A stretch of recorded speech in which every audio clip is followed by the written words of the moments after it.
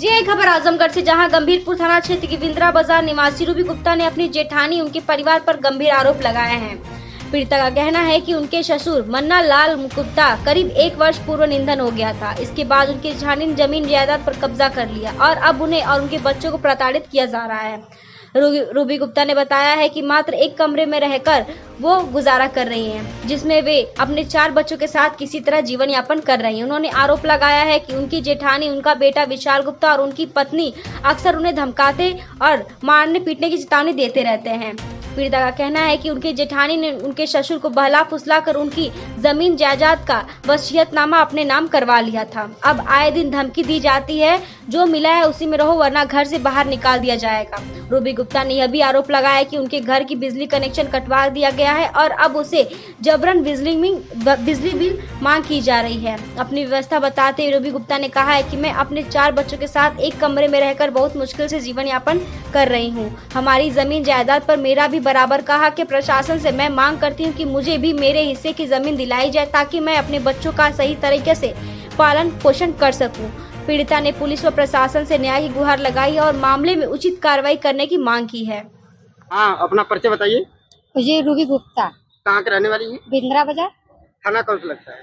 गंभीरपुर। थाना कौन सा है? गंभीरपुर ना? हाँ। तहसील मेहनगर। क्या मामला है? आज एसपी कार्यालय आप आई हैं। साहब, जो तो मेरी जेठानी साल भर पहले यहाँ मतलब रहती थी, उसके बाद से मतलब चली गई यहाँ से रह के। मतलब ससुर मेरे मर गए साल भर पहले, तो यहाँ से चली गई और यहाँ से चली गई। आपके ससुर का क्या नाम है?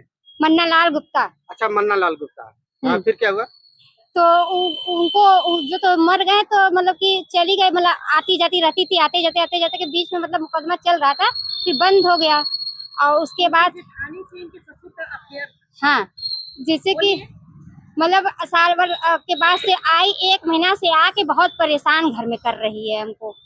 घर में तरह तरह से उबिया रही। मतलब कौन परेशान कर रहा है? मेरी जेठान। क्या नाम है उनका? सुनीता मुदनवाल। अच्छा।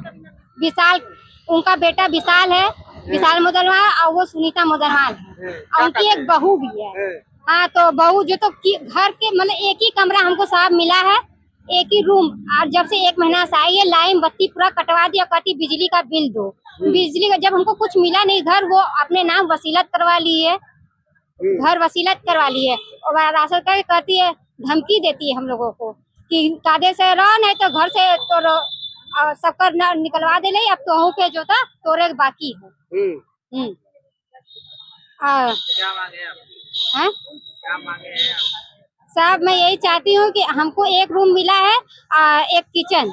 तो हम सुने, अगर उनका विरासत है तो हम कहाँ जाएंगे? 4 छोटे छोटे बच्चे हैं हमारा। आप ये नहीं कहीं कि मैं भी तो आपके परिवार के सदस्य हूँ? हाँ, मैं भी तो आपकी बहू हूँ। नहीं तो कहते कि ससुर जी मेरे नाम लिख दिए हैं पूरा। तो मैं कहाँ जाऊंगी? वही आप बात नहीं कहीं कि मैं कहाँ जाऊंगी? उससे कोई लड़ने का फायदा नहीं है साहब। वो अगर थाने पे जाके कहती हूँ, तो आप जाएंगे कहाँ, ये बताइए? वही तो आप जाएंगे कहाँ, ये बताइए। सुनिए, उस परिवार में आपकी शादी हुई है। हाँ? तो आप जाएंगे कहाँ? 4 छोटे छोटे बच्चे लेके कहाँ जाएंगी? पिला करके घर में घुसा देती है। क्या मांगे आपकी? क्या मांगे आप? क्या चाहती हैं आप? चाहते हैं कि मुझे भी उस घर में रहने के लिए हिस्सा आधा मिले। मुझे भी आधा हिस्सा मिले, आधा हक मिले घर में। हम छोटे छोटे बच्चे को लेकर कहाँ जाए? मुझे खाने के लिए नहीं है, हम कहाँ पे रहेंगे 4 बच्चों को लेकर? कटवा दिए। मेरे ससुर के साथ उसका चलता था, इसीलिए जो तो क्या चलता था? अफेयर चलता था। फिर क्या हुआ? इसीलिए जो तो अपने नाम घर करवा लिया और कहती है कि अब तो यहाँ कुछ ना, अब सब हमारे नामे घर है, तू यहाँ से जो। अच्छा, ये जो आपके ससुर का जो अफेयर था, किसके साथ अफेयर? मेरे जेठान का, सुनीता मुदनवाल के साथ। हाँ। तो जब आपको आपका हिस्सा नहीं मिला, प्रशासन के पास गई आप? थाने में गई तो थाने वाले क्या बोले? थाने में साहब हम नहीं गए, मेरे आदमी गए, लेकिन उनकी कोई सुनवाई नहीं हो रही है वहाँ पर। वहाँ सब पैसा सिर्फ ले रहे हैं, कोई सुनवाई नहीं हो रही है।